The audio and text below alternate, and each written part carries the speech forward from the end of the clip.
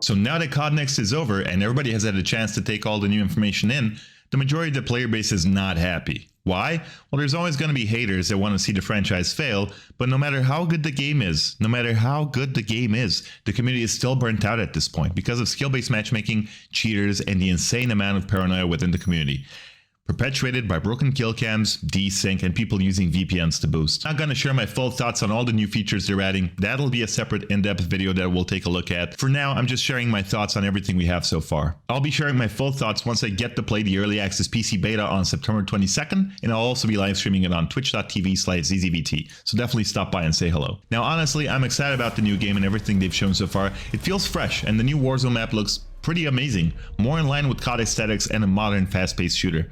Weapon Gunsmith has been reworked as well, so now we can get to build our custom weapon variants, which you can get from buy stations rather than loadouts. Now the community is super pissed about that, because for the last 2 years, they've been calling in their favorite guns, sometimes for free, and they also have the best guns possible. There's no RNG there. You just grind enough levels and they just build the right loadout.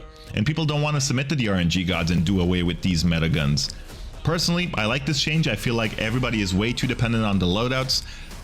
It leads to a very stale meta, and everybody's nice and snug inside their comfort zone with these zero recoil weapons fresh from their famous streamer or TikToker, and there's little to no variety when it comes to how players kit their weapons. Footstep audio has also been reworked and is a bit loud at the moment, but I expect they'll be able to tweak this by the time the game releases. Heartbeat sensors and snapshot grenades are back, and a lot of players are unhappy about this. Honestly, they could have done away with these. I feel like 2 years is enough for these mechanics to get people, accustomed to the game and what the pacing of it is. At least the Heartbeat now has a battery, and every time you ping it, it takes up 3% battery life. Third-person camera is coming back from Modern Warfare 2. Dolphin dives are coming back from Black Ops 2. I'm really excited about that. I really enjoyed using them back in the day.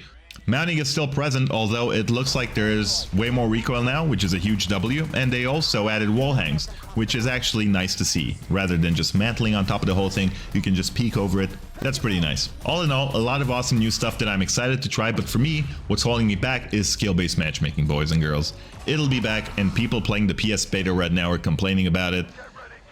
I've been struggling with skill-based matchmaking for quite a while now, and I've been working hard on getting better at the game as well, and being consistent. Since playing Warzone, I was usually around 1 KD multiplayer, and Warzone was my first Battle Royale experience. I had a 0.6 KD. Today, I'm well over a 2 KD, and honestly, despite me playing smarter and better, I'm not enjoying the game more.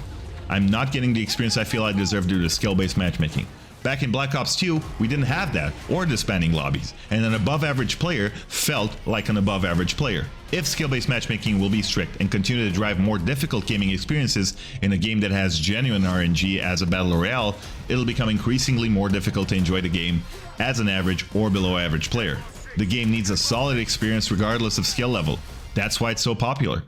You shouldn't have to grind hundreds of hours trying to have the up-to-date meta guns, constantly being served better players, having to resort to shady tactics like VPN boosting, and inflating and further disconnecting individual KD from performance. Everyone who loves this franchise wants the game to be good, so please, Activision, please listen to your community. Balance the game, fix broken and unbalanced mechanics, right from the start, quickly. Don't allow them to just sit there, and don't allow cheaters in your game. That is why 50 million players left the game and hurt your bottom line. The players need you to step up and will continue to abandon the franchise if they're not being heard. Sincerely, one of the millions of Call of Duty players who deserve way better than this.